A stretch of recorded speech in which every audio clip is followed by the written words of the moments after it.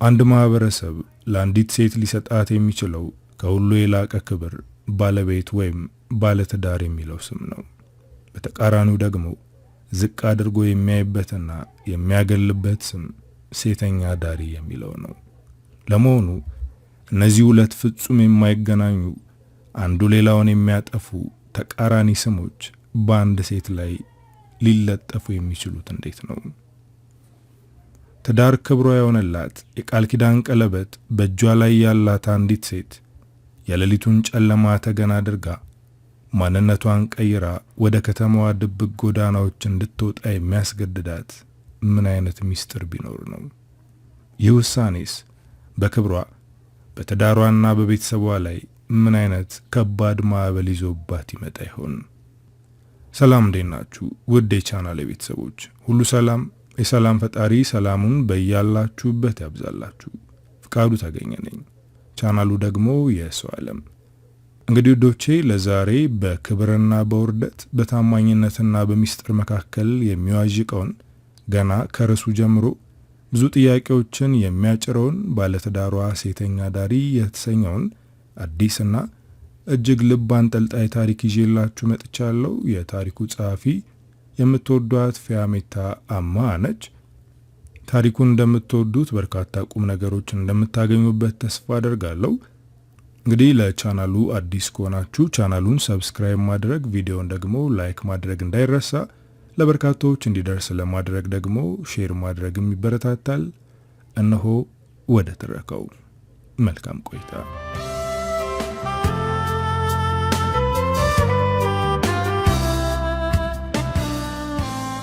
ባለትዳሯ ሴተኛ ዳሪ ከፊያሜታ አማሃ።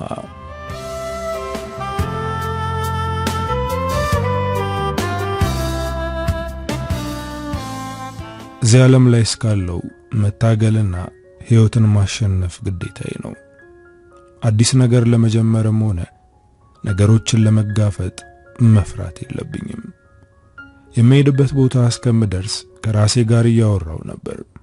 አዎ ይህንን ማድረግ አለብኝ፣ ወደ ኋላ ማለት የለብኝም እያልኩ ነው። ብቻዬን ሳወራ ባለታክሲው በመስታወቱ ያየኛል። ዛሬ ደግሞ ያሳፈርኳት እብድ ናት እንዴ እያለ ይሆናል። ብሩን ከፍዬ ከታክሲ ወረድኩኝ። የህንጻው ፊት ለፊት ቁሜ ተመለከትኩ። ህንጻው ረጅም ነው። ይሄ ህንጻ ያለው ሰውዬ እኔ የምጠይቀውን ትንሽ ገንዘብ ለመስጠት አይከብደውም አልኩኝ። ወደ ህንጻው ከመግባቴ በፊት አይኔን ጨፍኜ ሐሳቤን ሰበሰብኩ። ገብቼ ምን ማድረግ እንዳለብኝ አስቤበታለሁ። የማደርገው ነገር ላቱ አለባቸው ከባድ ነገር ነው፣ ግን ምንም አይነት አዘኔታ አይኖረኝም። ምክንያቱም እንደዚህ እንዳደርግ የገፋፋኝ እሱ ነው። ወደ ውስጥ ስገባ ውስጥ ያሉት የቢሮ ሰራተኞች በተለየ ሁኔታ ያዩኛል። እንደዚህ የሚያዩኝ ባለባበሴ ምክንያት እንደሆነ ገባኝ። ጭኔንና ጡቴን የሚያራቁት ልብስ ነው። በዛ ላይ ታኮ ረጅም የሆነ ጫማ ነበር የተጫማሁት። ስራመድ ኳኳ ይላል። የተቀባሁት ሊፕስቲክ ቦግ ያለ ነው። በሁኔታዬ ግራ ተጋብተዋል። እንግዳ ወደምትቀበለው ወጣት በመሄድ ያለባቸው ቢሮ የትኛው ነው ብዬ ጠየቅኳት። ቀጠሮ አለሽ በማለት ጠየቀችኝ። አለባቸውን ለማግኘት ቀድሜ ቀጠሮ ማስያዝ ነበረብኝ ማለት ነው። ይሄ ሰውዬ እኮ እስከ ትላንት ማታ ድረስ እኔ በፈለኩት ሰዓት ይገኝ ነበር በማለት በውስጥ ያሰብኩኝ። ቀጠሮ አላስያዝኩም፣ ግን መቅደስ የምትባል ቆንጆ ወጣት ልታናገር ትፈልጋለች ብትዩ ያውቀኛል አልኳት። እንግዳ ተቀባይዋ የጎሪጥ ተመለከተችኝ። አቶ አለባቸው ስብሰባ ላይ ስለሆኑ እስከዛው አረፍ በይ ወይም ደግሞ ከሰዓት በኋላ ተመለሺ ስትለኝ ተበሳጨው። እዚህ ድረስ የመጣሁት እሱን ለመለማመጥ ሳይሆን ያቅ ገንዘቤን ለመቀበል ነው። የትኛው ክፍል ውስጥ ነው ስብሰባው? ገብቻ አናግረዋለሁ በማለት ወደ አንደኛው ክፍል ስራመድ ልታስቆመኝ ሞከረች። የክፍሉን በር ለመክፈት እጄታውን ሲይዝ እንዳልከፍተው ሌላ እጄን ያዘኝ። ዞር ብዬ ተመለከትኩ። ጠይም መልከ መልካም ወጣት ነው። ግንባሩን ቋጥሮታል። በሩን እንዳልከፍተው ካስቆመኝ በኋላ አናገረኝ። አባቴ ስብሰባ ላይ ስለሆነ እኔን ማናገር ትችላለሽ ብሎ እጁን ደረቱ ላይ አጣምሮ ጠየቀኝ። አለባቸው ለልጁ ግልጽ ቢሆንም ይህን ነገር በግልጽ የሚነግረው አይመስለኝም። ስለዚህ አሁን ከተናገርኩ ነገሩ ይቦካል። እሱ ስብሰባውን እስከሚጨርስ ጠብቃለሁ ብዬ ቁጭ አልኩኝ። እሱም ራቅ ብሎ ተቀመጠ። ሁሉም ሰራተኞች ኮምፒውተራቸው ላይ አፍጥጠው እየሰሩ ነው። በጣም ደበረኝ። ስልኬን አውጥቼ የአብርሃም አፈወርቂን ሙዚቃ ከፈትኩኝ። ሰራተኞቹ በድንጋጤ እየተመለከቱኝ ነው። ቅድም በሩን እንዳልከፍት ያስቆመኝ ወጣት ወደኔ መጣ። ይሄ ስራ ቦታ እንጂ ጭፈራ ቤት አይደለም፣ ሙዚቃውን አጥፊው አለ። በሌላ በኩል ካለው ክፍል አንዲት ሴት ወጣች። እዚህ ምን እየተካሄደ ነው? አንቺ ማን ነሽ? በማለት ጠየቀችኝ። የዚች ሴት ፊት አዲስ አልሆነብኝም። አስተውያየዋት። አዎ በፎቶ አውቃታለሁ። ያለባቸው ስልክ ላይ አይቻታለሁ። ባለቤቱና የልጆቹ እናት ናት። አሁን ሁኔታው አስፈራኝ። አለባቸው በድብቅ የሚያደርገውን ነገር ካወቀች ከባድ ነገር ይፈጠራል። ምናልባት ቤታቸው ይፈርሳል። አንቺ ማንነሽ? ማንን ፈልገሽ ነው? በማለት ከግር ጥፍሬ እስከ ራስ ጸጉሬ በንቀት ተመለከተችኝ። የሷ አለባበስ ስርዓት ያለውና አሳቢ ነው። የሷ ብቻ ሳይሆን አጠቃላይ የሰራተኞቹ አለባበስ ስርዓት ያለው ስለሆነ እዛ ቦታ ላይ ደግሞ የኔ አለባበስ እብድ አስመስሎኛል። ግን ያለባቸው ሚስት አስተያየት አናደደኝ። እዚህ የመጣሁት አለባቸውን ለማናገር ነው። ከስብሰባ እስከሚወጣ ሙዚቃ እያዳመጥኩ ልጠብቀው አስቤ ነው አልኳት። የኔ ባል ካንቺ አይነት ሴት ምን ጉዳይ ይኖረዋል? አለች። በጣም ስለተበሳጨው ባሏ ከኔ ጋር ያለውን ጉዳይ ለመናገር ስሞክር አለባቸው ስብሰባውን ጨርሶ ወጣ። ከሚስቱና ከልጁ ጋር ቁሜ ሲያየኝ ደነገጠ። በፍጥነት ወደኔ መጣ። እንደደነገጠ ፊቱ ላይ ያሳብቅበታል። ወይዘሪት መቅደስ እዚህ ምን ትሰሪያለሽ? አለ። ወይዘሪት ከማለቱ በላይ እዚህ ምን ትሰሪያለሽ ማለቱ አበሳጨኝ። አንተን ፈልጌ ነው የመጣሁት አልኩት። እሺ ወደ ቢሮ ግቢና አናግርሻለሁ አለ። እኔም ወደ ቢሮ ገባው። ከሚስቱ ጋር የሚነጋገረውን እየሰማው ነበር። እቺ ሴት ማናት? ደግሞስ ከእንደዚች አይነት ሴት ጋር ምን ጉዳይ አለ? አለችው። የሚናገረው ጠፍቶበት ነው መሰል ዝም አለ። በሩን እንዳልከፍት ያስቆመኝ ሸበላ ወጣት ያለባቸውን አጽ ያሸፈነለት። ይቺ ሴት ችግሯ ከኔ ጋር ስለሆነ እኔ አናግራታለሁ አባዬ፣ አንተ አትጨነቅ አለው። ይሄ ወጣት ያቶ አለባቸው ልጅ ነው ማለት ነው። ይህንን የመሰለ ልጅ የወለደችለትን ሴት ትቶ የሴተኛ ዳሪ ጭን ውስጥ መገኘት አልነበረበትም። ልጁ አባቱ የሰራውን ስተት ስለተረዳ ሸፈነለት። እናቱም አንተስ ብትሆን እንደዚህች አይነት ሴት ጋር ግንኙነት ምንድነው አለችው። እማዬ በኋላ አስረዳሻለሁ፣ አሁን ወደ ስራሽ ተመለሺ፣ እኔ ከአባዬ ጋር አናግራታለሁ ብሎ እናቱን ወደ ስራዋ እንድትመለስ አደረጋት። አለባቸው የልጁን አይን ቀና ብሎ ማየት ስላልቻለ አንገቱን ደፍቶ ልጄ ይች ሴት ጋር አንድ ቀን ስተት ነበር፣ ግን እሷን ያለውበት ድረስ እየመጣች ገንዘብ ትጠይቀኛለች አለው። ይህ ሰውዬው ውሸት ጥርስ ያወጣ ነው። የአንድ ቀን ስተት ነው ብሎ ልጁን እየዋሸው ነው። ብዙ ጊዜ ወደኔ እየመጣ ጭኔ ውስጥ ተኝቷል። ትላንት ራሱ ከኔ ጋር ነበር፣ ግን ውሸታም ብዬ ከልጁ ጋር አላጣላውም። አባዬ የሆነው ሆኗል። ከዚህ በኋላ ይህንን ነገር አትደግመውም ብዬ አስባለሁ። አሁን እቺን ጋጠ ወጥ ሴት ከዚህ እንድትወጣ አድርግ አለው። ይህንን ንግግር መቋቋም አልቻልኩም። ወደ እነሱ አንገቴን ብቅ አድርጌ ጋጠ ወጥ ነኝ ሳሎን አባትህ ነው አልኩት። ንግግሬ ልጁን አበሳጨው። በፍጥነት ወደ እኔ መጥቶ አንገቴን አነቀኝ። አለባቸው ሌላ ሰው እንዳያይ ቢሮውን ዘግቶ ልጁን ተቆጥቶ እንዲለቀኝ አደረገ። አሁን ከኔ ምንድነው የምትፈልጊው? በማለት ጠየቀኝ። እኔም እንግዳ መቀመጫው ላይ ተደላድዬ በመቀመጥ ለብዙ ጊዜ እንደሚስት ነበርኩ፣ ክፍያ አልከፈልከኝም፣ ደግሞ መቀሌ ላይ ቤት እንደምትገዛልኝ ቃል ገብተሃል ስለው ልጁ ከት ብሎ ሳቀ።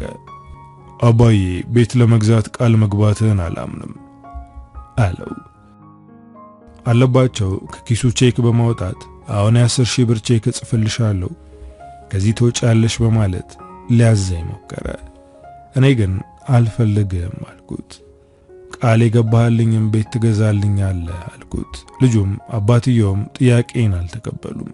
ስለዚህ ማድረግ ያለብኝን ነገር አድርጋለሁ ማለት ከቢሮ ወጥቼ ሚስቱ ወዳለችበት ቢሮ ገባው። ልጁ ተከትሎኝ ገባ። እስካሁን እዚህ ነሽ? ቆይ ችግርሽ ምንድነው? በማለት ጠየቀችኝ። እኔም ለመናገር ቆርጫለሁ።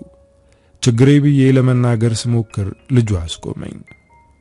እማዬ ችግሯ ከኔ ጋር ነው፣ አንቺ አታስቢ፣ እኔ ፈተዋለሁ ብሎ እጄን ይዞኝ ወጣ። አለባቸው በጭንቀት ተውጦ ተቀምጧል። ልጁ እጄን እንደያዘ ከህንጻው ይዞኝ ወጣ። ባላስቆምሽ ሁሉንም ነገር ለእናቴ ልትነግሪያት ነበር ብሎ ጠየቀኝ። አዎ እናገራለሁ። አሁንም አባት ቃል የገባውን ነገር የማያደርግ ከሆነ እነግራታለሁ። ለሷ ብቻ ሳይሆን ቢሮ ውስጥ ላሉት ሰራተኞች በሙሉ እናገራለሁ። አባትም ምን አይነት ድብቅ ባህሪ እንዳለው አሳውቃቸዋለሁ አልኩት። እሺ ከቀደሙ 10,000 ላይ 10 ልጨምርልሽና ከኛ ራቂ አለኝ። እኔ ግን አልተስማማውም። ቃል የገባውን ማድረግ አለበት አልኩት።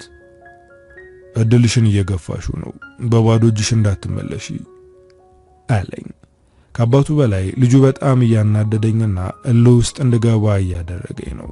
አባት ያንተን እናት ትቶ ከኔ ጋር ፍቅር ሲሰራ ነበር። በጣም ደስተኛ ስላደረኩት ቤት እንደሚገዛልኝ ቃል ገባ ስለው ንዴት ብልጭ ብሎበት በጥፊ አጮለኝ። አሁን ሁለታችንም እንደ ሰዓት እየነደድን ነው። ይህንን ጥፊ አረሳውም፣ አንተንና አባትህን ጉድ አደርጋችኋለሁ በማለት ዝቼበት ሄድኩኝ። ልጁ ተከተለኝ። በጣም ይቅርታ ስላበሳጨሽኝ ነው እጄን ያነሳውብሽ እንጂ ሴት የመማታት ልምድ ኖሮኝ አይደለም፣ በጣም ይቅርታ ሲለኝ ቆምኩኝ። በአንድ ነገር እንስማማ፣ ከዚህ በኋላ ጉዳይሽ ከኔ ጋር ብቻ ይሆናል፣ አባቴ ጋር አትሄጂም። ነገ በዚህ ሰዓት እንገናኝና ስለ ቤቱ ጉዳይ ደግሞ እንነጋገርበታለን ብሎ ስልክ ቁጥሬን ተቀበለኝ። እኔም ከሱ ጋር ተገናኝቼ ለመነጋገር ተስማማው። ግን አንተም እንደ አባትህ ቃልህን ብታጥፍ የከፋ ነገር ነው የማደርገው ብዬ አስጠነቀቅኩት። ከዛ ወጥቼ ወደ ቤቴ ጉዞ ጀመርኩ።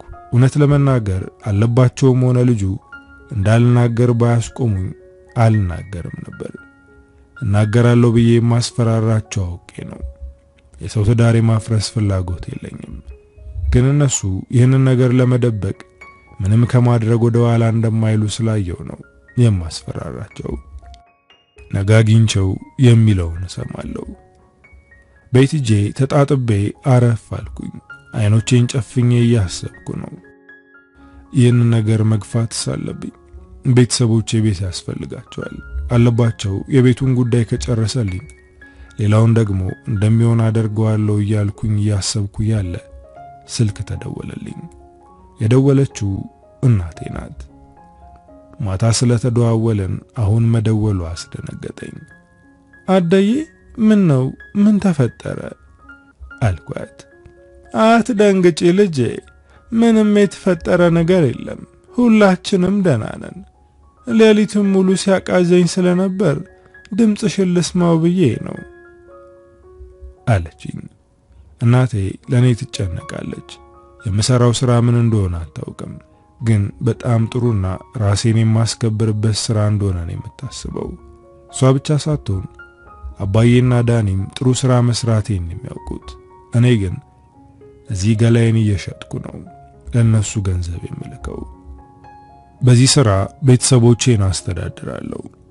የኔን እጅ የሚጠብቁ 4 ሰዎች አሉ፣ አባትና እናቴ እንዲሁም እህቴ፣ አራተኛው ደግሞ ባሌ ነው። እነዚህን ሰዎች የማኖር ሙሉ ኃላፊነት የኔ ነው። ባለቤቴ ዳኒና አባቴ በጦርነቱ ምክንያት ዊልቸር ላይ የተቀመጡ አካል ጉዳተኞች ናቸው።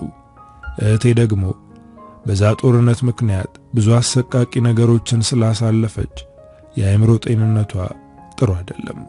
ቤት ውስጥ ያለችው እናቴ ናት። እሷም እነሱን በመንከባከብ ደክማለች። መኖሪያ ቤታችንም ሆነ የነበረን ሀብት ንብረት ወደ አመድነት ተቀይሯል። አሁን አቶ አለባቸውን የማስፈራራው ቤተሰቦቼ የሚኖሩበት ቤት እንዲኖራቸው ስለፈለኩ ነው። ቤተሰቦቼ ያሉበትን ሁኔታ አልነገርኩትም፣ ግን መቀሌ ላይ ቤት እንዲገዛልኝ አሳምኘው ነበር።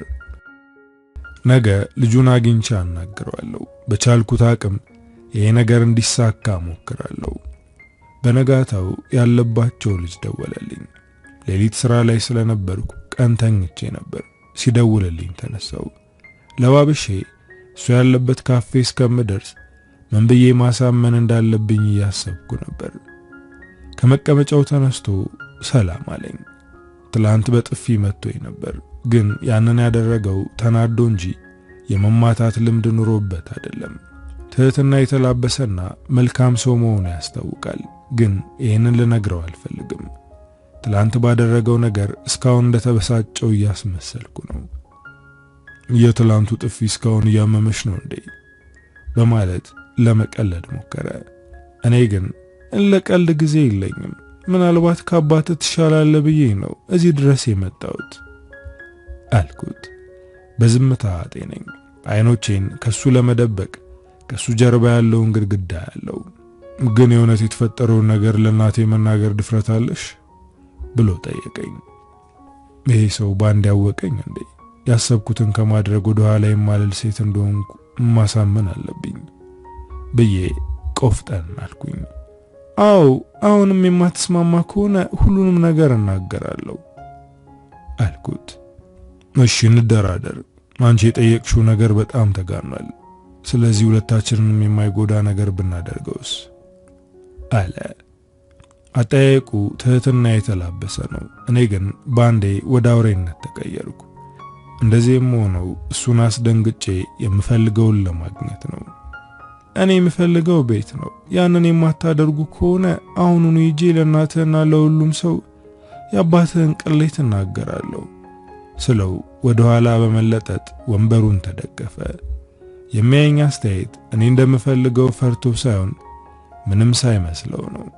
ለመጨረሻ ጊዜ እየጠየቅኩሽ ነው፣ እድልሽን አትክፊው። ቤት ሳይሆን የተወሰነ ገንዘብ ልስጥሽ፣ ገንዘቡንም የምሰጥሽ አንቺ በምታደርጊው ነገር ፈርቼ ሳይሆን አንቺን መርዳት ስለፈለኩ ብቻ ነው ብሎ ተንጠባረረብኝ።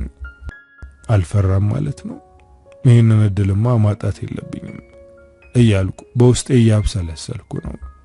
ድጋሚ እድሉ ልስጥሽ፣ ከትላንትናው 20 ሺህ ላይ 30 ልጨምርና ልስጥሽ አለኝ።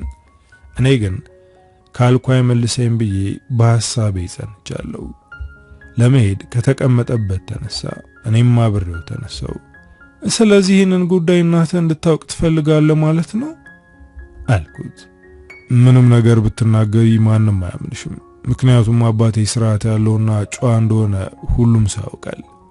በዛ ላይ አባቴ ሀብታምና ዝና ያለው ሰው ስለሆነ እንዳንቺ አይነት ብዙ ስም አጥፊዎች አሉ አለኝ። እውነታውን ለመደበቅ እችላለሁ እያለ ነው።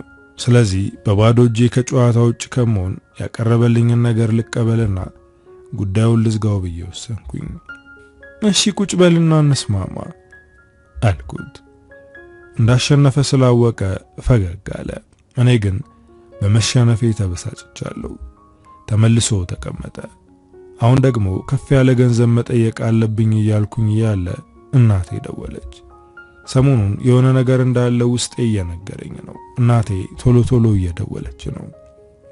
አሁን ስልኩን አንስቼ በሰፊው ባላወራትም በኋላ መልሼ እንደምደውልላት ልነግራት ይገባል ብዬ ስልኩን አነሳሁት። ስልኩ የእናቴ ይሁን እንጂ የሚያናግረኝ ጎረቤታችን ነው። ከጀርባ ጫጫታ እየሰማው ነው። የሱም ድምጽ ተለውጦብኛል። እህትሽ አርፋለች ብሎ ለልቤም ለአካሌም ከባድ የሆነ መርዶ ነገረኝ።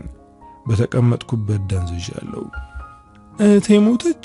ከዚህ በኋላ እህትሽ በሕይወት የለችም እያልከኝ ነው አልኩት። ይህኔ ፊት ለፊቴ የተቀመጠው ተደራዳሪ ደነገጠ። እኔን እያየ በስልክ የማወራውን በድንጋጤ ያዳምጣል። ስልኩን ዘግቼ ከተቀመጥኩበት በመነሳት ትቼው ከካፌው ወጣው። እሱም ተከትሎኝ ወጣ። ምን ሆነሽ ነው? የማግዝሽ ነገር ካለ ንገሪኝ አለ። ምንም የለም፣ ደግሞ አትጨነቅ፣ ሁሉንም ነገር ትቼዋለሁ። አንተና አባትህ ያለ ምንም ሰቀቀን መኖር ትችላላችሁ አልኩት። እሺ፣ እንደዚህ ሆነሽ ብቻሽን አትሂጂ፣ እኔ መኪና ስለያዝኩ የፈለግሽበት ቦታ አላደርስሽ አለኝ። በዚህ ሁኔታዬ ታክሲ ሰልፍ መጠበቅ አልችልም። ስለዚህ እንዲረዳኝ መፍቀድ አለብኝ። እሺ ቤት ያደርሰኝ አልኩት። እሱም መኪናውን ከፍቶ አስገባኝ። እህቴ በጦርነት ወቅት ከባድ ነገሮችን አሳልፋለች። እሷ ላይ የሆነውን ባይን አይቻለሁ። በመጀመሪያ አይኗ እያየ ጮኛዋ ፊት ለፊቷ ተገደለ። አባዬ ደግሞ አካሉ ጎደለ። ከዛ በኋላ ደግሞ በአራት ወንዶች ተደፈረች። በዛ ላይ አለን የምንለው ነገር በሙሉ አመድ ሆነ። እህቴ ይህንን ነገር ሁሉ መቋቋም አልቻለችም። አእምሮዋ ጥሩ አልነበረም። በተደጋጋሚ ራሷን ለማጥፋት ሞክራለች። አሁንም የሞተችው ራሷን ጎድታ ነው። ነገሮች ከተስተካከሉ የአእምሮ ሐኪም እንዲያያት አደርጋለሁ ብዬ እያሰብኩ ነበር። ግን በሐሳብ ብቻ ቀረ። ለእህቴ መድረስ አልቻልኩም። ለእህቴ አልደረስኩም፣ እኔም አልጠቅም ሰው ነኝ እያልኩኝ ራሴን መውቀስ ጀመርኩ። እህትሽ ምን ሆነች ብሎ ሲጠይቀኝ እኔም ውስጥ ያለውን ሐዘንና ሕመም በለቅሶ አስወጣሁት። እህቴ ሞተች፣ እኔ ደግሞ ምንም ማድረግ አልቻልኩም። ሐኪም እንዳያት እንኳን ማድረግ አቃተኝ። እኔ አሁን እህት እባላለሁ አልኩኝ። ምንም ብታደርጊ ፈጣሪ የጻፈውን መሰረዝ አትችይም። እህትሽ መሄድ ስለነበረባት ነው ሄደችው አለ። በዚህ ሰዓት የሚያጽናናኝ ሰው ሳይሆን ትከሻውን ተደግፌ የማለቅስበት ሰው ነው የምፈልገው። እሱ ደግሞ የማጽናኛ ቃላትን እያዥጎደጎደ ነው። ገና ቤት ሳልደርስ መሃል መንገድ ላይ እባክህ መኪናውን አቁምልኝ አልኩት። እሱም ጥግ ይዞ አቆመው። ሲቃ እየተናነቀኝ አንዴ ልታቅፈኝ ትችላለህ ብዬ በድፍረት ጠየቅኩት። እሱም ሳያንገራግር እቅፉ ውስጥ አስገባኝ። ይህኔ ነበር ውስጥ ያለውን ሐዘን በእንባ ያወጣሁት። እሱም አብሮኝ ያለቀሰ። ከመጀመሪያውም አዛኝ ልብ ያለው ሰው እንደሆነ ገምቻለሁ። አልቅሼ ሲወጣልኝ ከቅፎ ወጥቼ እንባዬን ጠረኩኝ። መንገዳችንን ቀጠልን። ምንም ነገር ሳንነጋገር የኔ ቤት ደረስን። አመሰግናለሁ ብዬ ስወርድ አብሮ ወረደ። የማግዝሽ ነገር ካለ ንገሪኝ፣ አሁኑኑ አደርገዋለሁ። ለእህትሽ ቀብር እንድትደርሺ የፕሌን ትኬቱን እኔ ቆርጣለሁ አለኝ። እኔ ግን እንደማልፈልግ ነገርኩት። በዚህ ሰዓት ትተኸኝ ለመሄድ በራሱ ትልቅ ነገር ነው። ከዚህ በላይ አንተን ማስቸገር የለብኝም። ሲጀመር ወደ መቀሌ አልሄድም አልኩት። ግራ በመጋባት ለምን እህትሽን አትቀብሪም እንዴ ብሎ ጠየቀኝ። እህቴን መመለስ አልችልም። መቃብሯ ላይ ቆምኩ አልቆምኩ ምንም ለውጥ የለውም። እህቴ አፈር ስትለብስ ማየት አልችልም ብዬ ወደ ቤት ያመራው። እስከምገባ ቁሞ እያየኝ ነበር። የኔ ሐዘን እንደ ራሱ ሐዘን ተሰምቶታል። ሰው ልጅ ደግሞ ከራሱ አልፎ የሰው ሐዘን ከተሰማው የምርም ሰው ነው ማለት ነው። ቤት ገብቼ ተንሰቅስቅ ያለቀስኩኝ። ከትንሽ ቆይታ በኋላ ደወለልኝ። አሁንም የቤትሽ ፊት ለፊት ቆም ያለው የምትፈልጊው ነገር ካለ አሳውቂኝ አለ። ምንም አልፈልግም፣ ወደ ስራ ተመለስ አልኩት። እሱ ግን ወደ ስራው ከመመለስ ይልቅ በሬን አንኳኳ። ስከፍት በር ላይ ቆሟል። እንድትሄድ ነግሬህ ነበር እኮ አልኩት። በዚህ ሁኔታ ላይ ሆነሽ ትቼሽ መሄድ አልፈለኩም ሲለኝ ወደ ቤት እንዲገባ በሩን ለቀኩለት። ገብቶ ወንበሩ ላይ ተቀመጠ። እኔ ደግሞ ፍራሽ ላይ ተቀመጥኩ። ጭንቅላቴን ጉልበቴ ላይ ደፍቼ እያለቀስኩ ነው። እንደኔ ግን ቀብር ላይ ብትገኚ ላንቺ ጥሩ ይመስለኛል። ለወጪው አታስቢ፣ እኔ ሸፍናለሁ። ከፈለክሽ ደግሞ አብሬሽ እሄዳለሁ አለ። ይሄ ሰው ከማስበው በላይ ጥሩ እንደሆነ አስተውያለሁ።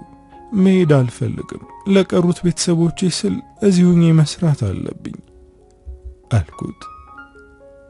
ለተወሰነ ደቂቃ በዝምታ ተዋጥን። እሺ በሐሳብሽ ተስማምቻለሁ፣ ቤቱ ይገዛል፣ ግን አንድ ቅድመ ሁኔታ አለኝ አለ። ይህንን ነገር እህቴ መሞቷን ከመስማቴ በፊት ቢሆን የነገረኝ ውስጤ በደስታ ይዘል ነበር። አሁን ግን ያን ያክል ምንም አልመሰለኝም። ቅድመ ሁኔታው ምንድነው በማለት ጠየቅኩት። እየሰራሽ ያለውን ስራ ትተሽ እኛ ድርጅት ውስጥ መስራት ትጀምሪያለሽ አለኝ። ግራ የተጋባ ስሜት ተሰማኝ። ያቀረበውን ሐሳብ መቀበል አለብኝ ወይስ የለብኝም? የማማክረው ሰው እንኳን የለም። በእርግጥ ጭኔን ከምሸጥ ይህንን ሐሳብ መቀበል ይኖርብኛል። እኔ እሺ ብዬ ቅድመ ሁኔታን ብቀበል እንኳን አባቴ አይፈቅድልም አልኩት። አባቴ ለኔ ተይው፣ የአባቴና የአንቺ ታሪክ ተሰርዟል። በማዕከላችሁ የተፈጠረውን ነገር እንዳልተፈጠረ ትረሻለሽ አለ። አቶ አለባቸው ከባድ ሰው መሆኑን አውቃለሁ። ልጁ ግን ይህንን የሚያውቅ አይመስለኝም። ግን ካለባቸው ጋር ለመጋፈጥ ዝግጁ ነኝ። እሺ ተስማምተናል አልኩት። ግን እስካሁን ስምህን አልነገርከኝም። ስሙ ዳዊት እንደሚባል ነገረኝ። አሁን አዲስ ምዕራፍ ልጀምር ነው። የመጀመሪያው ምሽት ላይ ለሥራ ስወጣ የምለብሳቸውን የተገላለጡ ልብሶች አውጥቼ በመጣል ስርዓት ያለው ልብስ በመተካት ነው። ያንን አደረግኩ። ራሴን ቀየርኩ።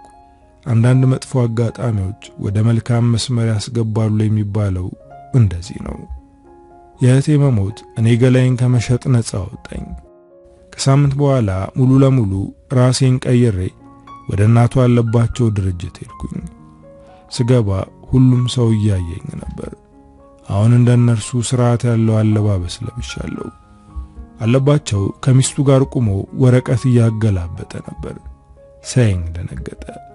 እኔም ቀጥታ ወደ እነሱ ነበር ሄድኩት። ለምን መጣሽ? ጉዳይሽን ከዳዊት ጋር የጨረሽ መስሎኝ አለ። አነጋገሩ ድንጋጤውን ያሳብቅበታል። ባለቤቱ በጥርጣሬ አይን ያየችኝ፣ የዚህች ሴት ጉዳይ አልገባሽ ብሎኛል። ዛሬ ደግሞ ምን ፈልገሽ ነው የመጣሽው? ልጄ ከእንዳንቺ አይነት ሴት ለምን እንደገጠመ አልገባኝም አለች። በመሃል ዳዊት መጣ። መቅደስ እንኳን ደህና መጣሽ ብሎ ሰላም አለኝ። ሁለቱም እሱን እየተመለከቱ ነው። ከዚህ በኋላ መቅደስ እዚህ ነው የምትሰራው አለ። አባትና እናቱ ግራ ተጋብተዋል። እቺ ሴት የመጠጥና የወንድ አይነት እንጂ ቢሮ ውስጥ ያለ ስራ የምታውቀው ነገር የለም፣ ፊደል የቆጠረች እንኳን አይመስለኝም አለ። አለባቸው ይህንን መናገሩ አሳዘነኝ። ስልኬን አውጥቼ ከመቀሌ ዩኒቨርሲቲ በማኔጅመንት የተመረቅኩበትን ውጤቴን አሳየሁት። መረጃዬ በሙሉ በጦርነቱ ሰዓት ቤታችን ሲቃጠል አብሮ ተቃጥሏል። ነገር ግን ስልኬ ላይ ስለነበር እሱን አሳየሁት። አለባቸው ግራ ተጋብቷል። ዳዊት ደግሞ ተገርሟል። አባዬ ከዩኒቨርሲቲ መመረቋን የሚያሳይ መረጃ ሳይታለች፣ ስለዚህ እዚህ እንድትሰራ ቀጥረናታል አለው። አለባቸው ግን አይሆንም አለ። እናቱም አንተ ልጅ ጤንነት እያሳሰበኝ ነው አለችው። ዳዊት ስራ መቅጠሩን ብቻ ሳይሆን ቤቱንም እንደሚገዛ ለአባቱ ሲነግረው አባቱ ተበሳጨ። እኔ ሳልፈቅድ ምንም የማድረግ መብት የለህም፣ ቤቱም አይገዛም፣ እዚህም መስራት አትችልም አለው። ዳዊት እኔንና አባቱን ወደ ቢሮ ይዞን ገባ። እናቱ ወደ ስራዋ ተመልሳለች። በሩን ከወደ ውስጥ ቆለፈው። አባዬ ይህንን የማደርገው ያንተን ስተት ለማስተካከል ነው አለው። ይቺ ሴት አጭበርባሪና ሌባ ናት፣ ያስፈራራች የምትፈልገውን ነገር ማግኘት ትፈልጋለች አለ።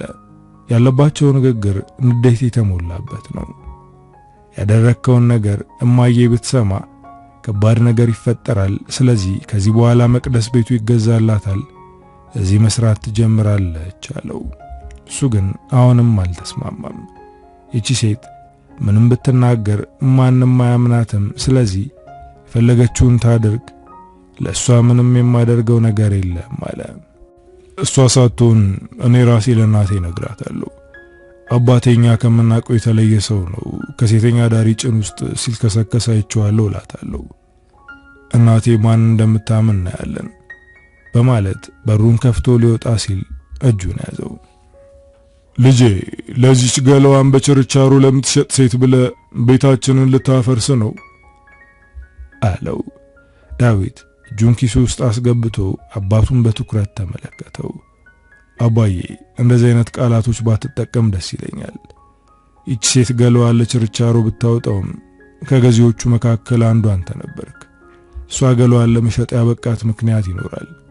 አንተ ግን ቆንጆ ሚስት ያለች የተከበረ ትዳር ያለ ያንን ለችርቻሮ ወጣ ገላ ለመሸመት ሄድክ። ስለዚህ ከሷ በላይ አንተ ነህ ማለት ነው ቆሻሻው ሲለው አለባቸው ተናደደ። እኔ እኮ አባትህ ነኝ፣ እንዴት እንደዚህ አይነት ነገር ትናገራለህ ብሎ ተቆጣው። አባትና ልጅ በእኔ ምክንያት ጸብ ውስጥ ገቡ። አባቱ እንደውም እዚህ ድርጅት ውስጥ ላንተም ቦታ የለኝም ውጣ አለው። አባትና ልጅ ሲጫጫው እናት መጣች። ሙሉ የቢሮ ሰራተኞቹ አይናቸው እኛ ላይ ነበር። የዳዊት እናት ምን ተፈጥሮ ነው እያለች ስትጠይቅ ዳዊት ሁሉንም ነገር ለመናገር ሞክሮ ነበር፣ ግን ያስቆምኩት። የተጣሉት በእኔ ምክንያት ነው፣ ሌላ ምንም ነገር የለም። እንደውም እኔ እዚህ ቢሮ መስራት አልፈልግም አልኩኝ። ዳዊት ደግሞ ከአባቱ ጋር ስለተጋባ እኔም ከዚህ በኋላ እዚህ አልሰራም አለው። እንኳን ከድርጅቱ ከቤትም ተባረሃል፣ ድጋሚ አይነህን ማየት አልፈልግም ብሎ ልጁ ላይ ጮኸ። እናቱ ግን ነገሩን ለማብረድ እየሞከረች ነው። አባትና ልጅ መካከል ገብቼ ያጣላቸው እኔ ስለሆንኩ እሷም እኔ ላይ እየጮኸች ነው። ከየት ነው የመጣሽው? ከቤተሰቤ ምንድነው የምትፈልጊው? ብላ ፈጠጠችብኝ። ምንም ነገር ሳልመልስላት ከህንጻው ወጣው። ዳዊት ተከትሎኝ ወጣ። በቃ ሁሉንም ነገር ትቼዋለሁ። ከዚህ በኋላ ካንተም ጋር ሆነ ከአባት ጋር ምንም አያገናኘኝም። በቃ ተወኝ አልኩት። እሱ ግን አልተወኝም። መኪና ውስጥ በግድ አስገባኝ። ላግዝሽ ቃል ገብቼልሻለሁ። አባቴ ለጊዜው ነው እኔን የተናደደብኝ እንጂ መልሶ ይቅር በለኝ ልጄ ማለቱ አይቀርም አለ። ዳዊት ከኔ ጋር ወደ እኔ ቤት ሄደ። ለረጅም ሰዓት አብሮኝ ተቀመጠ። በቃ አሁን መሄድ ትችላለህ፣ ተረጋግቻለሁ አልኩት። እሱ ግን ፍራሹ ላይ ተደላድሎ ተቀመጠ። አባቴ ከቢሮም ከቤትም አባሮኛል፣ ስለዚህ የሚሄድበት የለኝም አለ። እና እዚህ ልትቆይ ነው አልኩት ግራ በመጋባት። የተባረረው በእኔ ምክንያት እንደሆነ ተናገረ። ስለዚህ ለተወሰነ ቀን እዚህ ሆናለሁ አለ። እሺ እንደፈለግ፣ እኔ ስራ መሄዴ ስለማይቀር እዚህ መቆየት ትችላለህ አልኩት። ይህኔ ፊቱ ተቀየረ፣ ፈገግታው ጠፋ። ይህንን ስራ እንደማትሰሪ ተነጋግረን አልነበር እንዴ አለኝ። የተስማማ ነው ካንተ ጋር ስራ የምጀምር ስለመሰለኝ ነው። አሁን ግን ወደ ስራ የመመለስ ግዴታ አለብኝ፣ ምክንያቱም የኔን እጅ የሚጠብቁ ሰዎች አሉ አልኩት። እሺ እኔ ደንበኛሽ እንደሆንኩ አስቢና ተቀመጪ። ከአባቴ ጋር ያለውን ነገር እስከምፈተው በቀን የምታገኙን እኔ ከፍልሻለሁ አለኝ። እኔ አንተ ጥሩተኛ አይደለሁም ብዬ እምቢ አልኩት። ለመለባበስ ስነሳ ተነስቶ እጄን ያዘኝ። አይን ላይን ተገጣጠምን። በጣም ተቀራርበናል። ትንፋሹ ፊቴ ላይ ሲነፍስ ይታወቀኛል። አይኖቹ በፈዛዛው ነው የሚያዩኝ። እኔም በዝምታ ተመለከትኩት። ይህንን ስራ እንድትቀጥይ አልፈልግም፣ እባክሽ እኔ የምልሽን ስሚኝ አለ። የማላቀው ሰውነትን የሚወር እንግዳ የሆነ ስሜት እየተሰማኝ ነው። እጄን ከጁ ቀምቼ ተመልሼ ተቀመጥኩ። መለስ ብዬ እንኳን አይኑን ማየት ከበደኝ። እሱም ስልኩን የሚነካካ መስሎ በዝምታ ተቀምጧል። በውስጡ ምን እያሰበ እንደሆነ የማቀው ነገር የለም። እኔ ግን ስለተሰማኝ አዲሱ ስሜት እያሰብኩ ነው። ዳዊት እንዳለኝ ስራ መስራት አቆምኩ። በየቀኑ ይከፍለኛል። እሱም ከኔ ጋር ነው። ስልኩን ዘግቶታል።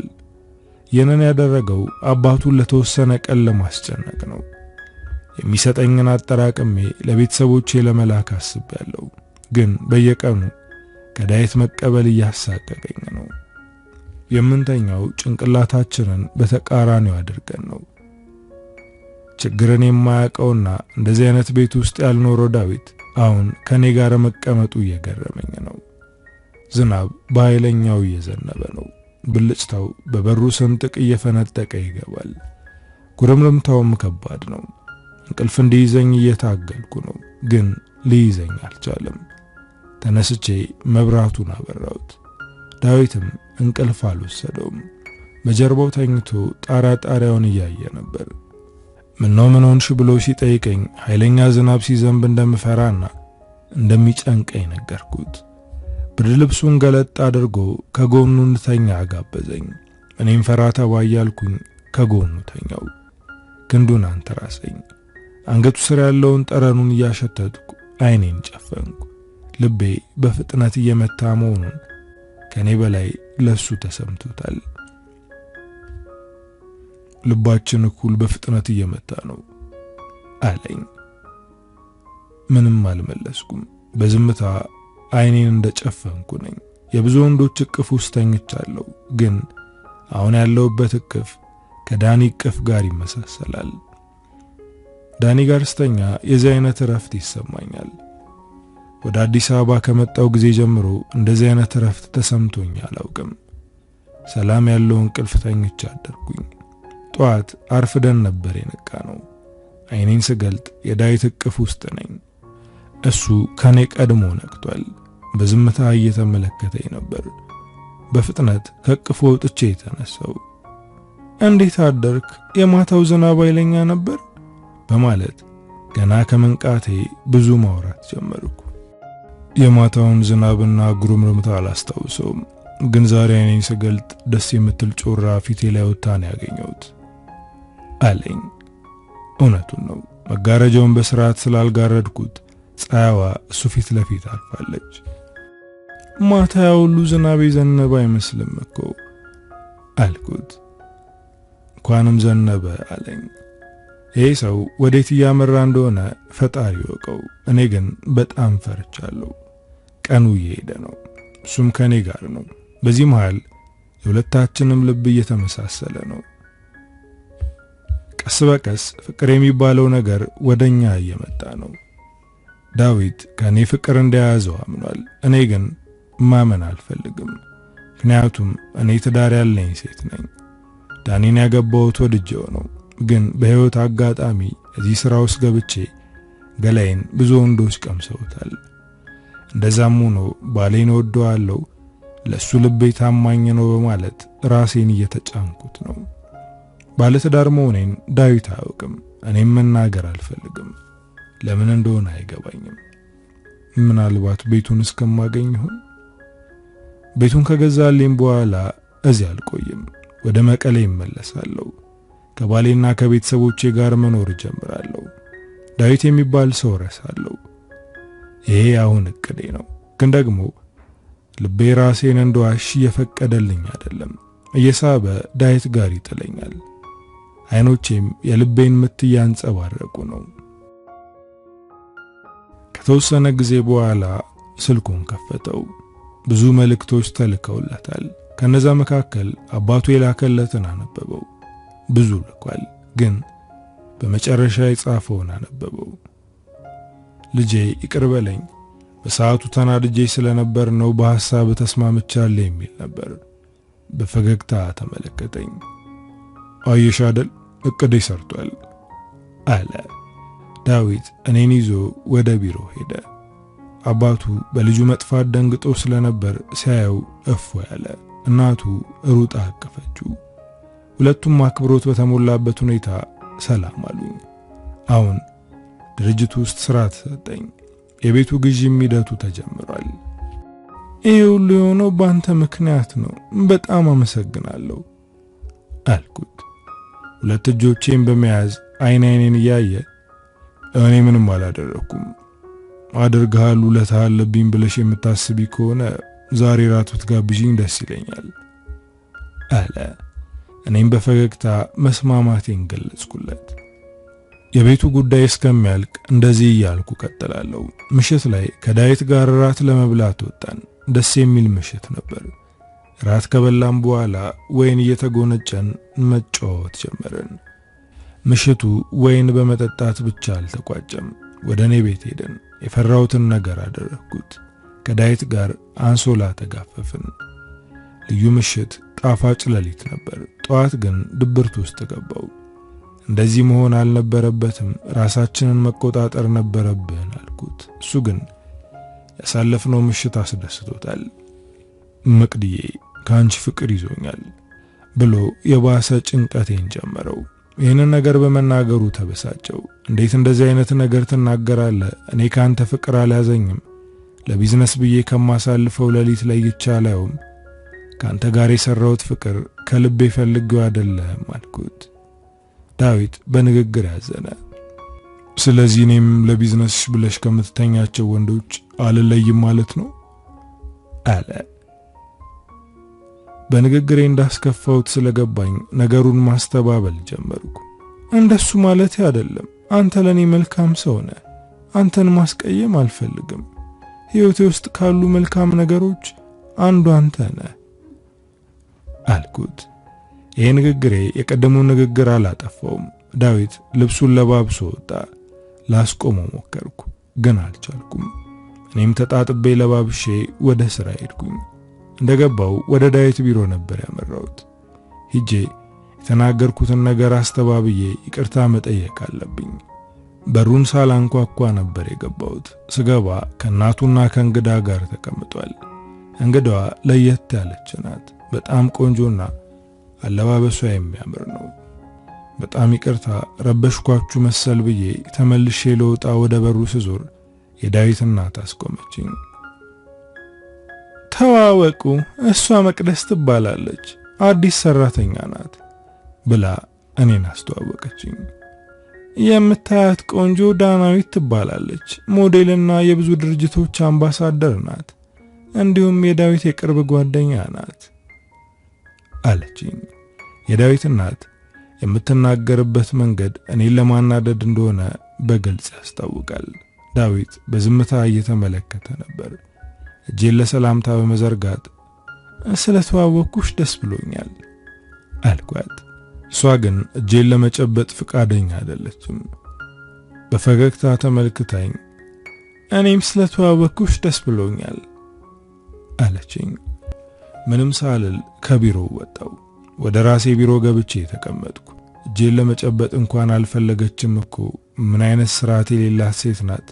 ግን ከዳዊት ጋር ያላት ግንኙነት ምንድነው እያልኩኝ እያብሰለሰልኩ አልኩኝ።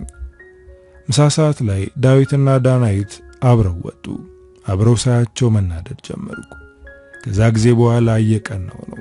እሱም አውቆ እኔን ለማስቀናት ይሁን አይሁን ባላውቅም ከሷ ጋር ተጣብቋል።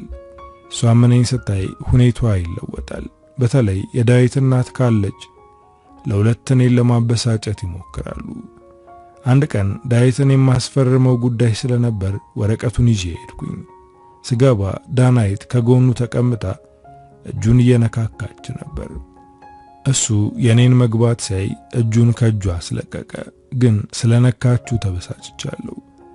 የሰው ቢሮ ሲገባ በር ይንኳኳል፣ ማንኳኳት ይልመድብሽ አለኝ።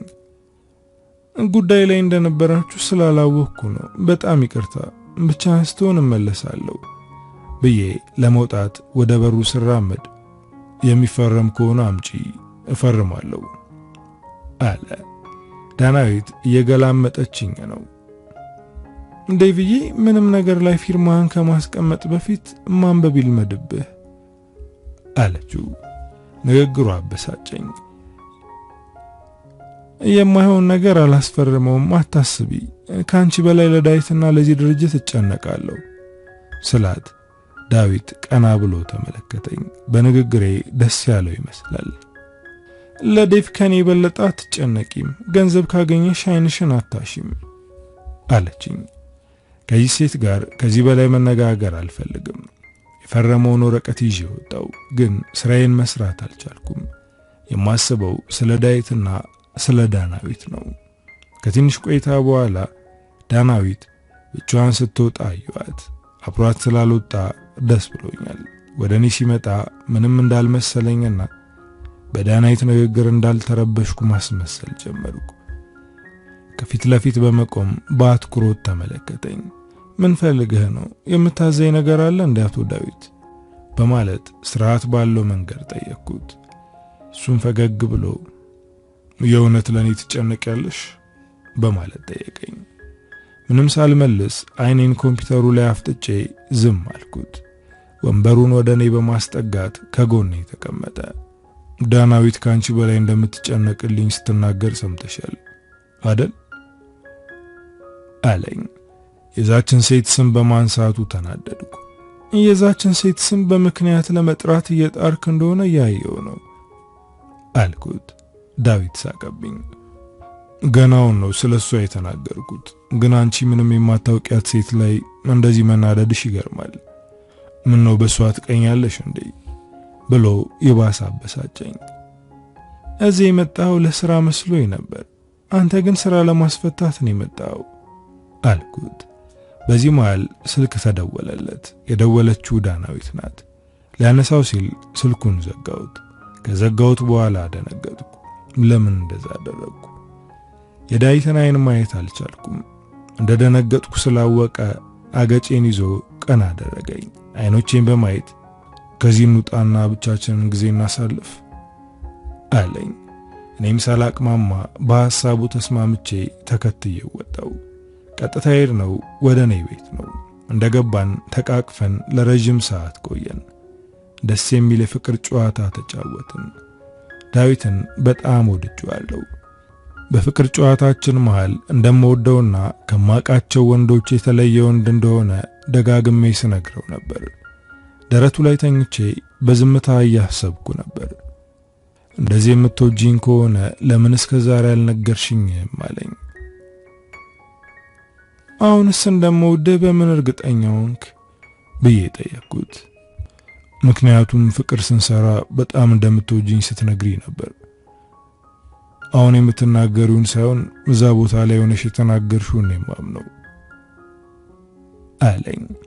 በፍቅሩ ላብድ እንደደረስኩ ለሱ ባልነግረውም እውነታውን ግን አውቀዋለሁ። እውነቱን ነው፣ ፍቅር ይዞኛል። ግን የኔና የሱ ፍቅር የተከለከለ ነው። ምክንያቱም እኔ ባለ ትዳር ሴት ነኝ። ቢዘገይም ወደ ባሌ መሄዴ የማይቀር ነው። ግን ከኔ ጋር ፍቅር ለመጀመር የሚያግድሽ ነገር ምንድነው በማለት ጠየቀኝ።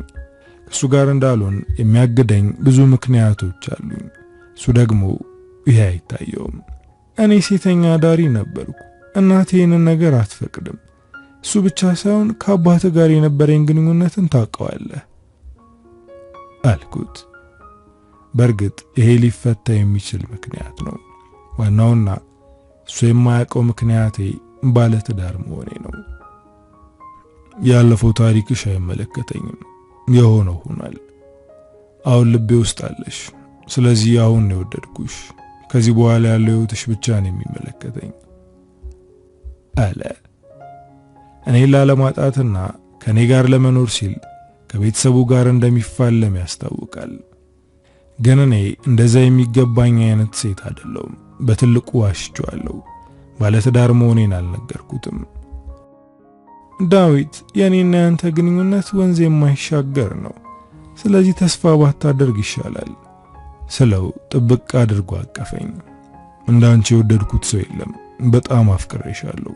ስለዚህ እባክሽ ተስፋዬን አታጨልሚው አለኝ። ከዳዊት ጋር ደስ የሚል ጊዜ አሳለፍን። ምሽቱን ሙሉ ዳናይትና እናቱ ሲደውሉ ነበር። እሱ ግን አላነሳላቸውም። ዳናይት ለሱ ፍላጎት እንዳላት አውቃለሁ። እናቱም አብረው እንዲሆኑ የምትችለውን እየሞከረች ነው።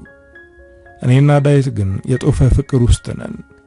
ይሄ ነገር እንደማይዘልቅ ይገባኛል። ግን ደግሞ ከሱ መለየት እንፈራለሁ። ግንኙነታችንን ይፋ እናድርገውና ቶሎ ብለን ወደ ቁም ነገሩ እንግባ አለ። አሁን የፈራሁት ነገር እየደረሰ ነው። ለምን እንቸኩላለን? ትንሽ እንቆይ እንጂ አልኩት። እንቆይ ያልኩበት ምክንያት የሱን ቤተሰቦች ፈርቼ መስሎታል። እኔ ግን የያዘ ይዞኝ ነው። ዳዊት ቃል በገባው መሰረት መቀሌ ላይ ቤት ገዝቶልኛል። ቤተሰቦቼ አሁን ያለምንም መሳቀቅ እየኖሩ ነው። ይህንን ያክል ገንዘብ ከየት አመጣሽ ብሎ የጠየቀኝ ዳኒ ብቻ ነው። ካጠገቡ ባለመኖሬ ደስተኛ አይደለም። በዛ ላይ ትተወኛለች የሚል ፍርሃት ያደረበት ይመስለኛል። አሁን ደግሞ ቤት መግዣ ገንዘብ የት እንዳገኘው አሳስቦታል። ምን አይነት ስራ ብትሰሪ ነው ቤት መግዛት የቻልሽው እያለ እየጠየቀኝ ነው። ዳኒ እንደዚህ ዊልቸር ላይ ከመቀመጡ በፊት በጣም ጎበዝና ፈጣን ወጣት ነበር። ለኔና ለቤተሰቤ የቤታችን ምሰሶ ነበር። አባዬም ከሱ ጋር መስራት ያስደስተው ነበር። ጓደኞቼና የሚያውቁኝ ሁሉ ዳኒን በማግባት እድለኛ መሆኔን ይነግሩኝ ነበር። የትኛውም ወንድ ቀና ብሎ አያየኝም፣ ምክንያቱም የዳኒ ሚስት መሆኔን ሁሉም ያውቃል። በጣም የሚገርመኝ ነገር ይሄ ሁሉ ከመፈጸሙ በፊት ማለትም ጦርነቱ ከመጀመሩ በፊት እያወራን ድንገት ከመሬት ተነስቶ ግን እኔ አካል ጉዳተኛ ብሆን ከኔ ጋር ለመሆን ፈቃደኛ ትሆኚ ነበር፣ አሁን እንደምትወጂኝ ተወጂኛለሽ ብሎ ይጠይቀኝ ነበር። አንተና እኔ ስንፈጠር ልባችንም ነፍሳችንም ተጣምረዋል፣ ምንም ብትሆን መውደዴ የማይቀር ነው ብዬ አንገቱን ስመዋለሁ። አሁን ያን አስታወስኩ። ባሌ ዳንኤል ከቤተሰቦቼ ጋር እየኖረ ነው። እኔ ደግሞ በፍቅር ተጠምጄ ከዳዊት ጋር ዓለሜን እየቀጨው ነው። ከዳኒ በላይ የምወደው ወንድ መቼም የሚኖር አይመስለኝም ነበር። ግን ዳዊት ከዳኒ በልጦ ተገኝቷል። አሁን ቤቱ ተገዝቷል። ሁሉንም ነገር ትቼ ወደ ቤተሰቦቼ መሄድ እችል ነበር፣ ግን እንደዛ ማድረግ ከበደኝ። እንዴት አድርጌ ነው ዳዊትን ትቼ የሚሄደው? በጣም ፈራው። ከባድ ጭንቀት ውስጥ ገብቻለሁ። በዚህ ምክንያት በስርዓት ስራ መስራት አልቻልኩም። አለባቸው ወደ እኔ ቢሮ መጣ።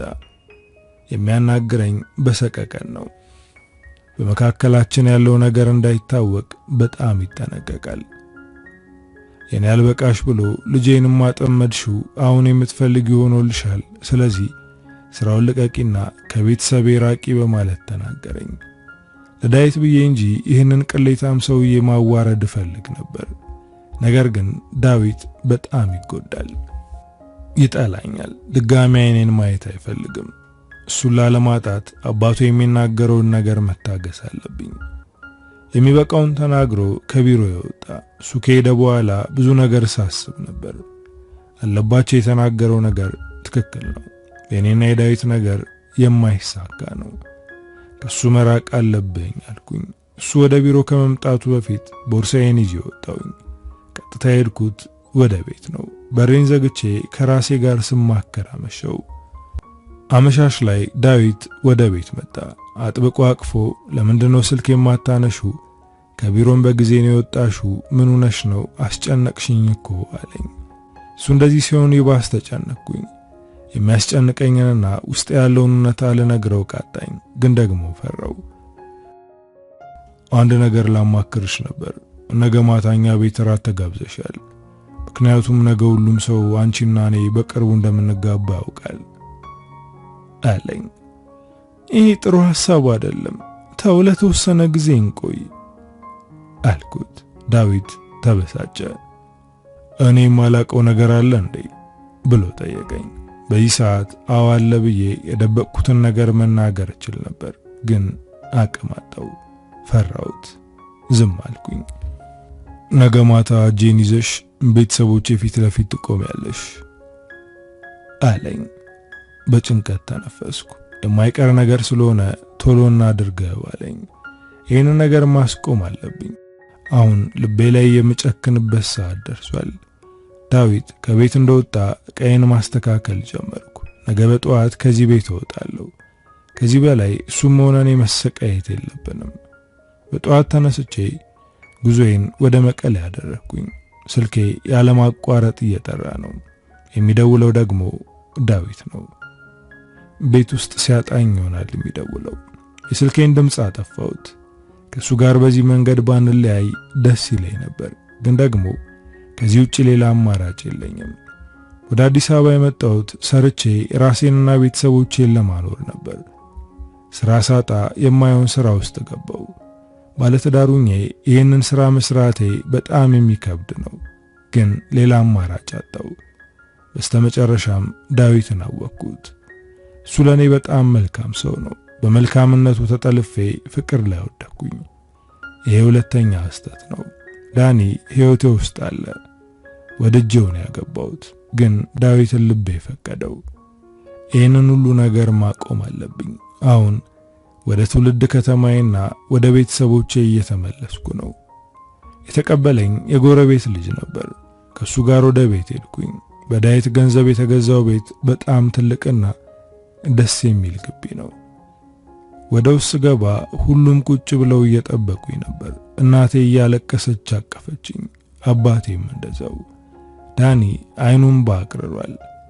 በርከክ ብዬ አንገቱ ስር ገባው። ውስጤ ላይ ያለው ነገር ሁሉ እሱ ቅፍ ውስጥ ገባ በጸጸት ይወጋኝ ጀመር። ቤተሰቦቼ ናፍቀውኛል። ከሱ ጋር ሳወራ መሸው። ማታ ከዳኒ ጋር ወደ አልጋችን ስንሄድ ተጨነቅኩ። ዳኒ ለተወሰነ ጊዜ ሶፋ ላይ በተኛ ደስ ይለኛል አልኩት። አስተውሎ ተመለከተኝ። ለምን ሶፋ ላይ ትተኛለሽ? በጣም ናፍቀሽኛል እኮ።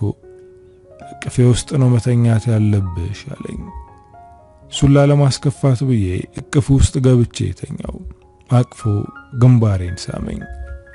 ሰውነትሽ እየተሸማቀቀ ነው። እኔ እኮ ባልሽ ነኝ።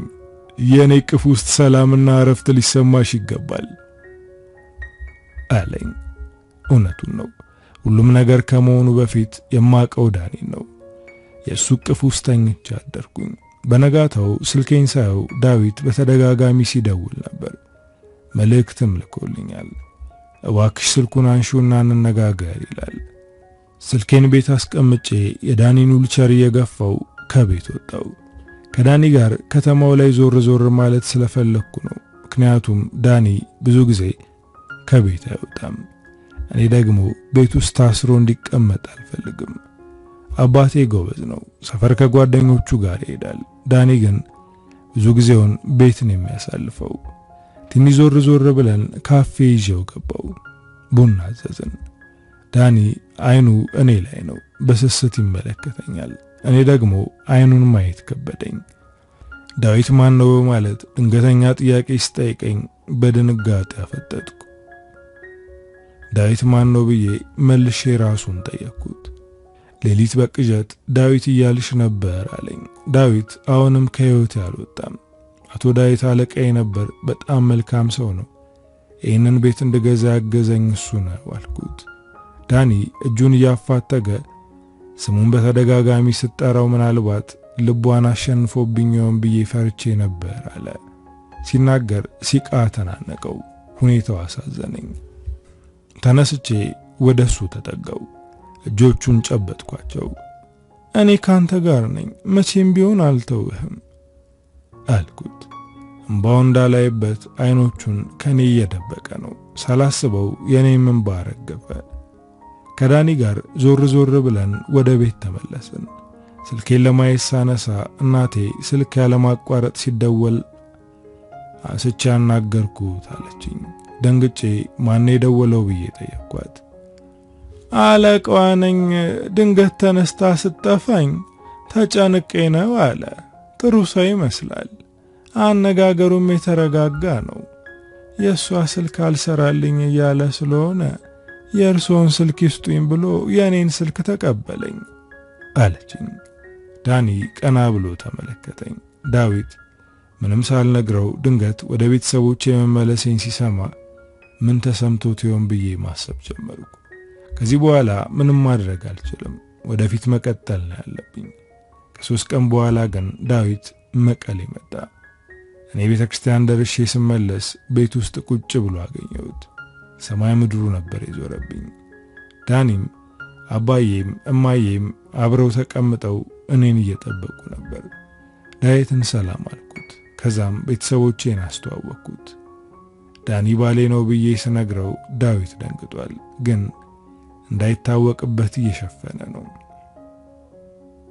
መቅደስ በጣም ጠንካራና ታማኝ ሰራተኛችን ነበረች፣ ግን ድንገት በመጥፋቷ አደነገጥን። እዚህ ድረስ የመጣሁት ደህንነቷን ለማረጋገጥ ነው አለ። ታማኝ ብሎ የገለጸው አውቆ እንደሆነ አውቃለሁ፣ ምክንያቱም እኔ ለሱ ታማኝ አልነበርኩም፣ ዋሽቼዋለሁ። ወደዚህ ስመጣ እንኳን አልነገርኩትም። ዳኒ ዳዊትን አተኩሮ እየተመለከተው ነው። በጣም መልካም አለቃ ነው ያላት። ስላንተ መልካምነት ስትነግረኝ ይሄንን ያክል አልመሰለኝም ነበር። ይሄን ሁሉ ኪሎ ሜትር አቋርጠ መተ ሰራተኛ እንደነት ማረጋገጥ ትልቅ መልካምነት ነው አለው። ዳኒም በነገር መተንኮሱ ነው። ዳዊትም ገብቶታል። አዎ አሁን ደህንነቷን አውቄያለሁ። ቤተሰቦቿ ጋር መቀላቀሏን አረጋግጫለሁ። ስለዚህ መመለስ አለብኝ ብሎ ተነሳ። እማዬ ግን ቆይ አለችው። አንድ ቀን እንኳን ረፍት አድርግ እንጂ አለችው። እሷ ይህንን ያለችው የዳዊትን አክብሮትና መልካምነት ስላየች ነው። በዛ ላይ እንግዳ ማስተናገድ ግዴታ ነው ትላለች። ዳዊት ግን መቆየት አልፈለገም። ሌላ ጊዜ መጥቼ ጠይቃችኋለሁ ብሎ ተሰናበታቸው። እኔም ዳዊትን ለመሸኘት ተከትዬ ወጣው። ባል እንዳለሽ ለምን አልነገርሽኝም የሚል ነበር የመጀመሪያ ጥያቄው። እኔም በረጅሙ ተንፈሼ በጣም ፈርቼ ነበር። ልቤ ላንተ መምታት ሲጀምር ፈራው። ምንም ነገር መናገር አልቻልኩም አልኩት። ልብሽ ለኔ ቢመታማ አትዋሽኝም ነበር አለ። አነጋገሩ ውስጡ ያለውን ንዴትና እልህ ያንጸባርቃል። የኔና ያንተ ግንኙነት ወንዝ መሻገር እንደማይችል ደጋግሜ ነግሬ ነበር። አንተ ግን እሱን መቀበል አልቻልክም አልኩት። እርምጃውን ገታ አድርጎ ቆመ። እኔም ፊት ለፊቱ ቆሜ አይኖቹን እየተመለከትኩ ነው። እሻውን ልቤ እንዴት አድርጌ ነው የማስቆመው? በምን ልጠግነው አለ። ቀስ በቀስ ይጠገናል። ጠባሳው ባይጠፋም ህመሙ ይሽራል። የኔና ያንተ ፍቅር እንደ ህልም ነው። አሁን ወደ እውነተኛው ዓለም ተመልሰናል። ስላወቅኩ ደስተኛ ነኝ። አንተን በመውደዴ አልቆጭም። አገኘውህ፣ የህይወት መስመር ደግሞ አሳጣችኝ። ስለዚህ በትዝታ ልቤ ውስጥ ትኖራለህ ብዬ አንገቴ ላይ ያለውን አብል አውልቄ ሰጠሁት። እሱም የኤምባሲቃ ጉሮሮውን እያነቀው መቼም ቢሆን ከልቤ አትወጪም፣ በጣም ወድሻለሁ ብሎ አቀፈኝ። እኔና ዳዊት ተቃቅፈን ስንሰነባበት ዳኒ በር ላይ ሆኖ እያየን ነበር። ህልሜን ሸኝቼ ወደ እውነታው ተመለሱ። ዳኒ እጄን አጥብቆ ያዘኝ። በእኔና በዳዊት መካከል ያለው ነገር የገባው ይመስለኛል። አሁን ሁሉም ነገር ቦታውን ይዟል። ግን የኔ ልብ ከዳዊት ጋር አብሮ ሄዷል። አንዳንድ ሰዎች አለን ልባችንና አካላችን ተለያይቶ እድሜ ልካችንን የምንሰቃይ። እኔም ልቤን አጥቼ መኖር ቀጥያለሁ። አበቃው። ከፊያሜታ አምሃ።